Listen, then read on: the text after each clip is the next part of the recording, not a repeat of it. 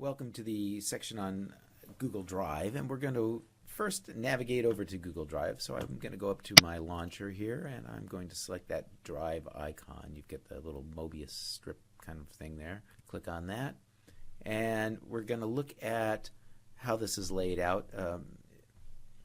Over here you can sort by title, open by you, edited by you. Remember, sometimes documents here might be edited by somebody else. So if you want to see the things that you've been working on, you can click on there. You can look at it in list view or in icon view. Again, you have your settings here. You can change how you look at it. Unlike the Mail program, which has a lot of settings, there aren't that many available to you in Google Drive, but you can change language, you can change time zone. Updated items can be automatically bolded so you can see what's been updated. Notice it tells me how much of my allotment of memory is used here. I've got 911 megabytes of my 30 gigabyte total, and I've got some stuff in the trash that I can delete to free up some room as well. If I go over to editing, you can just again, very minor changes here. So I'm going to go ahead and go back to Drive, and notice here, if I click on the My Drive folder here, when I open that up, you can see that you have certain filters that are already pre-created for you, or sort of folders. So shared with me, if you wanted to just see the documents that are shared with you by that were created by other people. Notice you can see the share date and who the owner of that document is on the right-hand side. And go over, and I'm going to look at My Drive. Click on there. And if I open up this little triangle, I can see all of my folders here. So if I want to clean this up a little bit, I can look at my bio class, let's say, or classroom instruction that works. One other thing I want to point out is you might notice some folders that have a little person on there, and that just shows that those folders are shared. So if I click on here,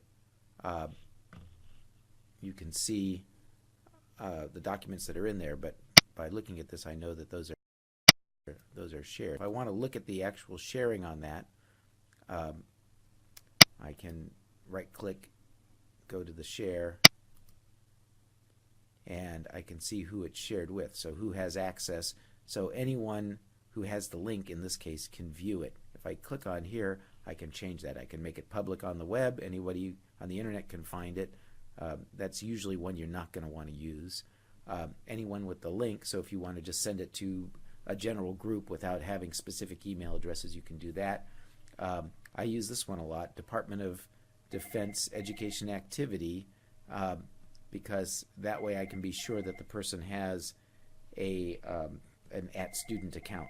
Some other sharing options: anyone at the Department of Defense with the link. So that's anybody with an @student account, @student.dodia.edu account would be able to use this document if they had the link. Shared privately means I sent an invitation specifically to that person, so I would send it to their email address. You can change what level of access you want. So just because somebody has the link doesn't mean they can, let's say, edit. That's the highest level, but I can also say, if I go in here, I can change what level. So they're here, they can just comment, or they can just view. So you have a lot of choices there and a lot of power. So if you had a document, maybe you only wanted students to comment, maybe you wanted them to look at each other's work and comment on each other's work, you could have them share a document with a classmate, but only give them comment rights rather than full editing rights. So, or again, you can just do viewing as well. So go ahead and play with some of these settings, try some documents, maybe share them with a friend or a classmate, and see what you can do with it. I think you're going to find this a very useful feature, and we're going to get into some advanced sharing technologies a little bit later on.